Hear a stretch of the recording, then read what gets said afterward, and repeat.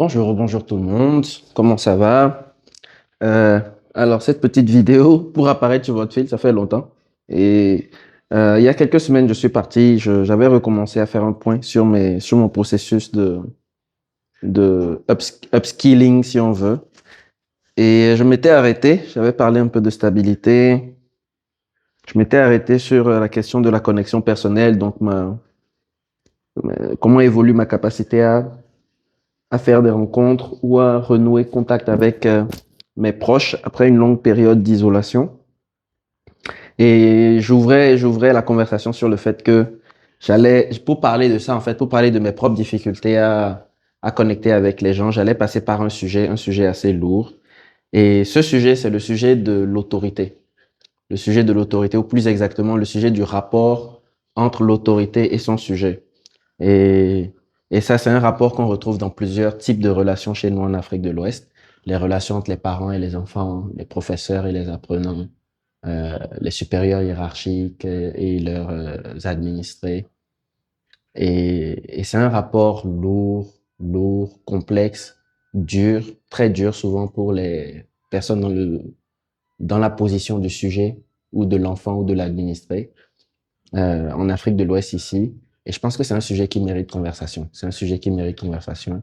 En ce moment, par exemple, sur la toile, il y a les questions du le jeune artiste qui fait toutes sortes de sorties impertinentes, on dira, ou peut-être même très arrogantes, voire d'autres termes qu'on peut affubler, dont on peut affubler les jeunes qui ont ce comportement-là. Et la sentence sera sans appel, j'ai l'impression, parce qu'on est au Bénin. On est au Bénin, on sait comment ça finit dans ces cas-là.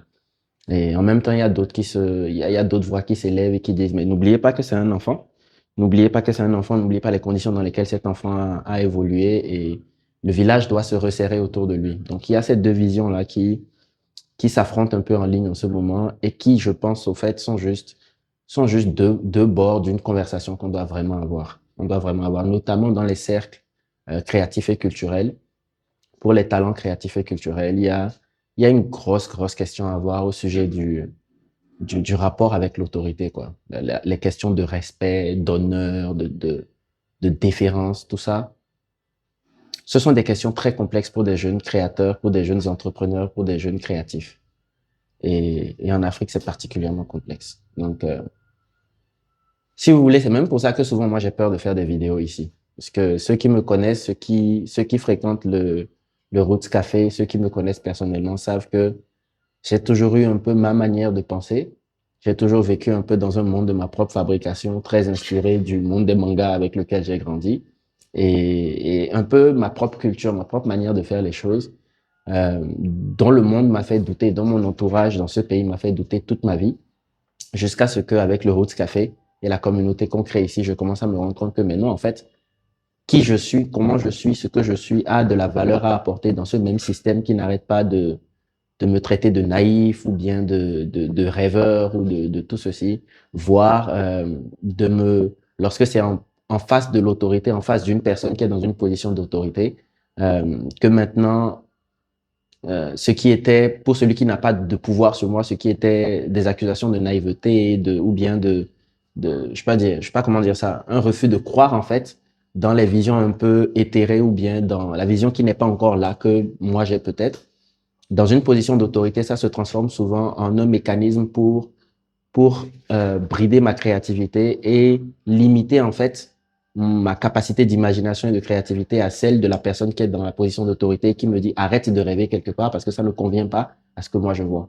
Bref, ça c'est un cas parmi tant d'autres que moi je vis ou que moi j'ai pu vivre et ça a motivé le fait que je m'entraîne ou bien je me sois forgé naturellement à créer tout seul dans mon coin, de manière isolée. Je ne sais pas si vous voyez là où je mène la conversation.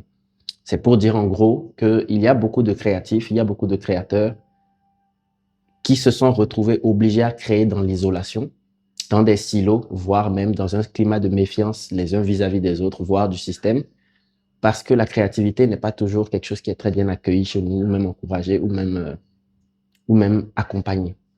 Et, et je veux dire par ailleurs que cette même créativité, souvent il s'agit de créer des choses qui sont nouvelles, il s'agit de faire ce qui n'a pas encore été fait. Et souvent, les esprits qui sont capables de faire ça sont des esprits qui vont y arriver après avoir essayé beaucoup de choses, après avoir tenté, après avoir pris des risques. Et souvent, ça demande des esprits qui sont capables de tenter ce que d'autres ne tenteraient pas. Et ça va dans le bien, comme ça peut parfois aller dans le mal. Ce sont des gens qui vont, enfin, dans ce qu'on peut concevoir comme le mal. Donc, il y a beaucoup de créateurs, beaucoup de créatrices qui, en tentant, en testant, vont aller tester et se retrouver là où il faut pas. Et dans la réaction de l'environnement, dans l'entourage, dans la réponse de l'entourage, en fait, à cette tentative ratée, il y a quelque chose qui peut encourager la création ou qui peut carrément la briser. Donc, tout ça, c'est des conversations. Là, je parle juste stream of thought, mais il y a quelques sujets spécifiques. J'aimerais découper cette conversation là par sujet qui vont sûrement prendre du temps, qui vont sûrement prendre du temps à toucher, à analyser. Euh, mais j'aimerais vraiment lancer cette conversation. J'aimerais participer à cette conversation. Euh, et j'aimerais vraiment que ça aboutisse à quelque chose qui nous permette de tenter de réparer le lien générationnel. Si ça fait sens pour quelqu'un. Réparer le lien générationnel parce que euh, les jeunes créateurs, les jeunes créatrices, les jeunes talents africains ont énormément apporté à ce continent, ont des visions du futur que nos parents, que nos autorités ne peuvent pas voir. Mais nous ne pouvons pas réaliser ces visions, nous ne pouvons pas les opérationnaliser si ces mêmes parents, ces autorités qui ne voient pas nécessairement, ne nous font pas confiance pour créer un monde que eux ils ne voient pas. Donc, quand je parle de lien générationnel, c'est de ça qu'il est question. Il s'agit d'un lien qui a des répercussions directes sur notre économie, sur notre bien-être, sur notre capacité à fabriquer des sociétés cohésives, des nations, des communautés. Et je pense que c'est même, pour moi, c'est la conversation la plus fondamentale qu'on doit avoir. Et pour le chemin qu'on a parcouru avec le Roots Café jusqu'ici, pour tout ce qu'on a fait, je pense que ça me met dans une position de choix pour entamer cette conversation. C'est ce que j'aimerais faire. Mais comme vous avez vu, les termes sont nombreux, les nuances sont nombreuses. Il faudrait amener beaucoup de gens à la table, les partenaires, enfin, les autorités, les administrés, tout ça. Donc, vous voyez déjà même avec l'énergie que j'ai là, ça va être long, ça va être lourd. Et je sens déjà toute la complexité du truc. Donc, c'est une conversation dans laquelle j'aimerais que vous, les jeunes créatifs, les jeunes créateurs et créatrices qui me voyaient, qui m'écoutaient, qui m'accompagnaient dans ce programme, dans ce projet, dans tous ces projets que nous réalisons ensemble, j'aimerais que vous éleviez votre voix aussi. J'aimerais que vous m'apportiez votre soutien dans cette initiative. J'aimerais que vous participiez à la conversation. Et pareil, pour une autorité, un responsable, un parent, euh, une autorité quelconque, j'aimerais aussi que vous vous joigniez à cette conversation. J'aimerais qu'on puisse parler de ces choses ensemble et, et que le Roots Café, comme la communauté, nous, soit des plateformes où nous traitons ces questions-là pour aller de l'avant en tant que communauté, en tant que société. Donc, c'est pour ça que je suis dans votre fil ce matin. Euh, donc, si quelqu'un entend ceci et que ça lui inspire quelque chose, touchez-moi, revenez-moi, écrivez-moi un petit message, dites-moi qu'on est ensemble là-dedans. Et à partir de... Enfin, moi-même, tout peut aller dans tous les sens à partir de là où je suis et je ne suis que seul à avoir ces pensées. Donc, si quelqu'un veut participer à ces conversations d'une manière, si quelqu'un avait un projet dans ce sens, rapprochez-vous de moi, parlons-en. Et je pense dans les jours, les semaines à venir, au cours des clubs, au cours des événements du Roots Café et de nous, nous allons insérer progressivement des activités qui auront pour but d'engager cette conversation ou d'y participer. Euh, j'attends en fait toutes vos contributions, toutes vos participations, parce que ce n'est clairement pas une discussion que j'ai envie de mener seul, ou que je peux mener seul de toutes les façons. Donc voilà, je vous ai pris pas mal de temps ce matin. Bonjour et bienvenue chez nous. Moi c'est Mika.